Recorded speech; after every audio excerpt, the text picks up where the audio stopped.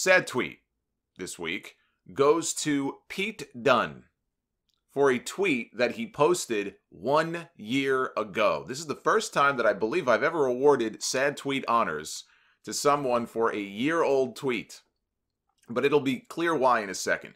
On November 27th, 2018, in the face of mounting criticism at the time online about how WWE was harming the UK independent wrestling scene and how the end of the UK wrestling boom was coming and being, at the very least, if not caused by WWE, because I don't think it's fair to blame a lot of these promotions that are going belly up all on WWE. Some of it, frankly, is their own doing.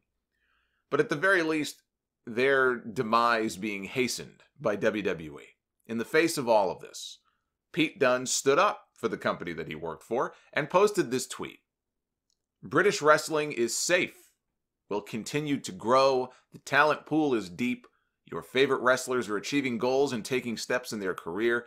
Don't believe everything you read. BritRes is alive and well.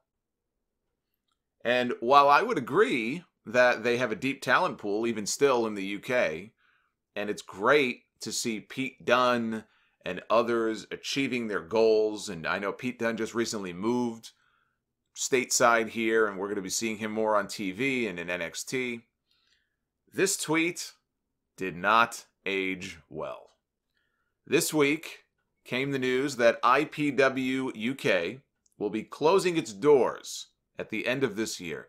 This is a promotion that was founded 15 years ago. It's been around a long time.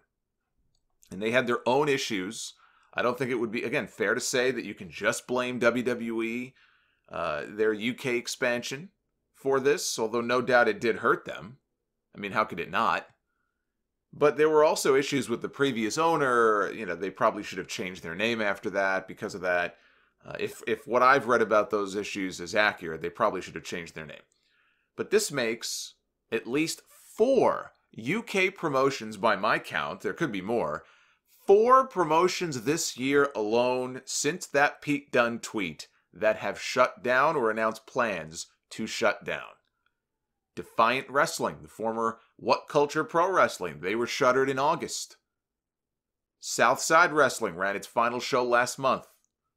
Pro Wrestling Chaos, they announced a few months ago that their final show is going to be taking place in February of next year. And the owners made it very clear in this video they did, that I watched, that there were a lot of different reasons for them closing down that actually had nothing at all to do with WWE in their case, or at least that's what they claim, because they were actually still doing very good business. But they outlined all the different reasons why this was a decision that had to be made.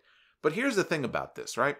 Whether you blame WWE or not, whether you blame WWE for snatching up all the good UK talent and for forming alliances with some groups and not others, which is going to hurt those groups, regardless of whether or not that applies in every case here. You know, if WWE partners with, ICW, but doesn't partner with some other organization or ends their affiliation with them, that's going to hurt. That's going to sting. Because all of a sudden, you no longer have access to use all these different talents that you had access to in the past. So this is very much a real thing. This is the WWE effect, and it's had a chilling effect on some organizations over in the UK. No doubt. No doubt about it. And the people who live in the UK listening to this right now can speak to this even better than I can. But it's obvious that it was going to have an impact, and it has hurt a lot of people. Okay, there's no doubt about that. But the idea that British wrestling is fine and all is well, nothing to see here, like Baghdad Bob. Remember Baghdad Bob from the Iraq War? You know, the minister of misinformation, they called him. Nothing to see here. Everything's fine, until all of a sudden we didn't see Baghdad Bob anymore, because Baghdad Bob probably, got blown up. In retrospect, that tweet sounds even worse. When in the 12 months since, it's not even a full year yet, it's just about, in the 12 months since then, you've got at least 4 promotions closing down. And there could be 1 or 2 more that I'm not even thinking of on a smaller scale. But these, I think, seem to be the biggest of the bunch. That's not good. That is not good for British wrestling.